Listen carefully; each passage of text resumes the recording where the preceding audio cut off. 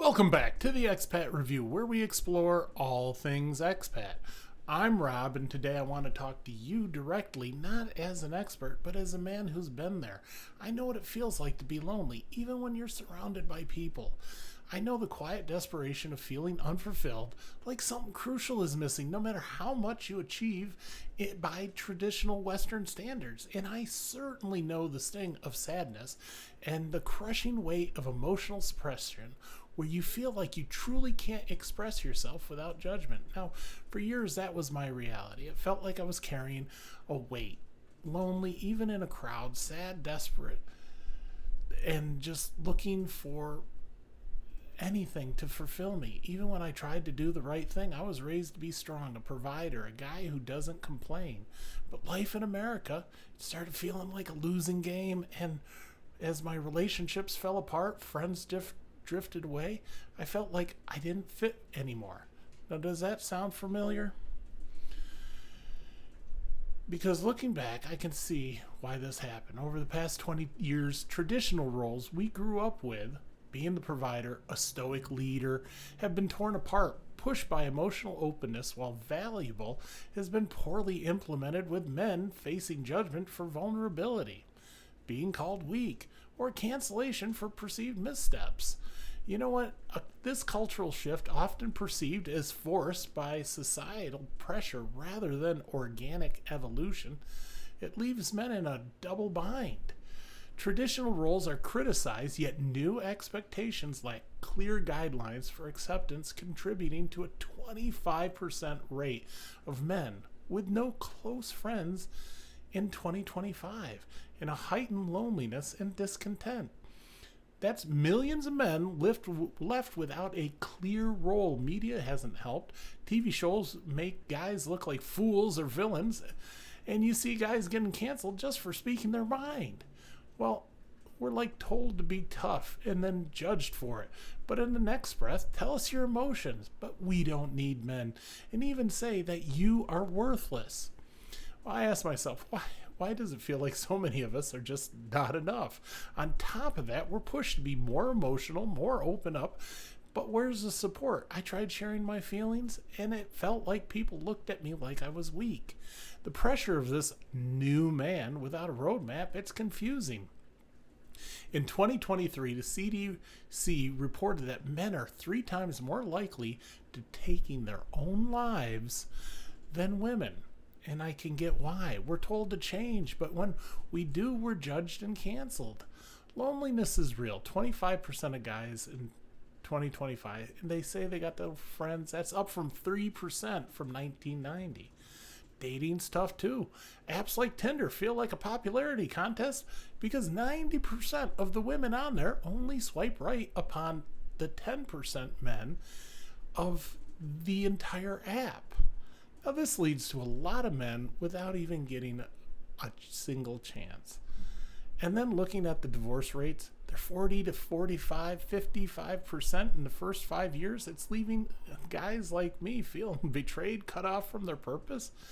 And that's when I started to ask, if I'm so happy, what is the root cause of this? Now, I looked at it a lot of introspection, a lot of quiet hours wrestling with these feelings. I started seeing a bigger picture. And what I came to understand, which I believe is the root cause of so much of our struggle in the West, is the breakdown of what's worked with us for men. Now think about it. For centuries, millennia even, traditional masculinity in its essence provided a framework. Men had clear roles. We were providers, protectors, builders. We often expressed emotions not through talking circles, but through action, through shared endeavor, through quiet camaraderie with a purpose with other men. And it was a sense of clear expectations of knowing your place and societal appreciation for those roles. Now, it wasn't perfect, nothing ever is, but it provided a solid foundation. But in the past 30 years, that framework's been changing rapidly. I'd argue even forcibly changed. The old expectations were dismantled, often with good intentions, challenging the inequality and harmful norms that happened like in the late 50s. And I'm not saying that some of it shouldn't have changed. But I think we took it too far. Be more emotional, be more open, be vulnerable. And while those are great on paper, the how to do that was missing. The safe spaces that, they keep talking about, there's no safe spaces for men. And crucially, the respect for what many of us naturally are or aspire to be, it also felt like it was gone.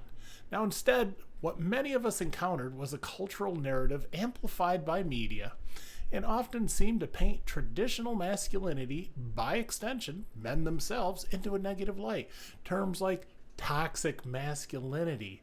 It became prevalent, sometimes used broadly, to condemn entire aspects of the male identity, rather than just truly harmful behaviors. Now, this constant critique, coupled with the chilling effect of cancel culture, it made expressing ourselves a bit risky. How can you be open when you're terrified to say what's wrong, of being misunderstood, taken as weak, or being shamed, or losing your respect and dignity overnight? So what happened? Men suddenly became less emotional. We learned to suppress that even harder. We retreated. We became more isolated. And that, in my opinion, is a direct contributor to the rising rates of men taking their own lives, the widespread unhappiness, and the deep discontentment we see today. If your very essence, your way of being, is constantly critiqued or deemed problematic, where do you find your sense of value and fulfillment? It's a recipe for profound sadness and unfulfillment. That's why I started looking for answers beyond the West. Now, I needed a different environment, a place where I could breathe, where I could find a sense of purpose, and just where I could go and feel that traditional cultures and family needed to be valued, to provide that context we need. In many countries outside the West, there's even a clear understanding of gender roles, not necessarily rigid or oppressive, but more complementary. Women often value the qualities in men that align with those traditional strengths: the provision, the protection, the divisiveness, the sense of leadership and family. This isn't about control, it's about mutual respect, but for a different but equally vital roles in creating a strong, stable partnership. Now, I found women who genuinely desired a family-oriented future, who valued loyalty, mutual respect, and a deeply committed relationship. This partnership was less hyper-individualism and transactional dating I'd experienced in the West. Now, relationships, they felt more rooted in shared values and building a life together rather than a constant competition or negotiation of who holds the power. Emphasis on community and family. That also is a game changer. Now, when you're in a culture where extended family ties are strong and social circles are more organically formed, the loneliness starts to dissipate. You're part of something bigger. You find respect for who you are, often simplify just for showing up, learning the language, and making an effort to be a part of the community. Now, for me, the journey about finding places where my natural inclinations, my desire to be a man in a way that felt authentic and respectful, was constantly under attack. I was about finding women who appreciated me for those qualities, who have a shared vision of life that felt stable and meaningful. So if you're feeling that same sadness, that loneliness, that deep unfulfillment, I urge you to consider. Look at the root causes of what's happening in our society, and then consider whether a new environment, one with different cultural values, might offer the space to need to become content, fulfilled, and truly happy.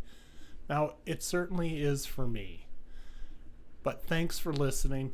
If this resonated with you, please hit the like and subscribe button. Share your thoughts in the comments. I'd love to hear your experience.